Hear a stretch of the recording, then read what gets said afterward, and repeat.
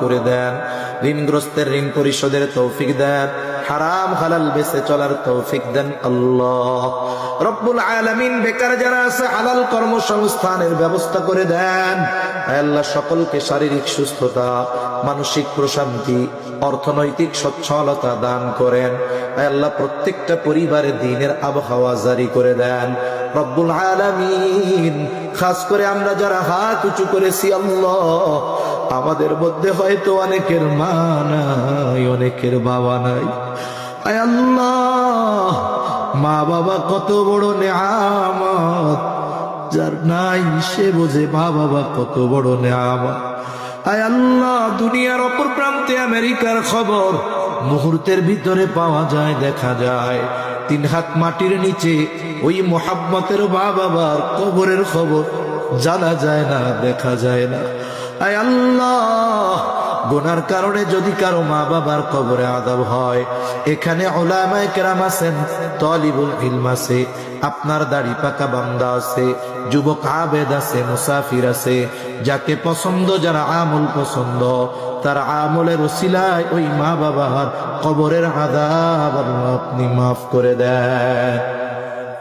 কবরগুলো জান্নাতের টুকরো বানায় দেন। কিয়ামতের দিন হিসাব সহজ করে জান্নাতের ব্যবস্থা করে দিয়েন।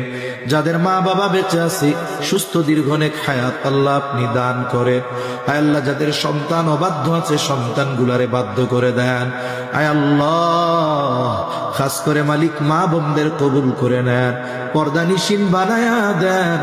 আয় আল্লাহ, 5 ওয়াক্ত নামাজ যথাযথভাবে আদায় করার তৌফিক দেন রব্বুল আলামিন।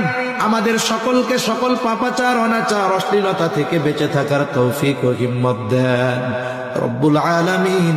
বেনামাজিদের নামাজি বানায়া দেন, সুন্নাত বিহীন মানুষগুলোকে সুন্নাতওয়ালা বানায়া দেন।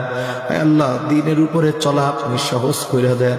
আয় আল্লাহ, আমাদের নসল, আমাদের আগামী প্রজন্মকে দ্বীনের উপরে অটল অবিচল থাকার, রাখার জিম্মাদারি আল্লাহ আপনি নিয়ে নেন রব্বুল আলামিন।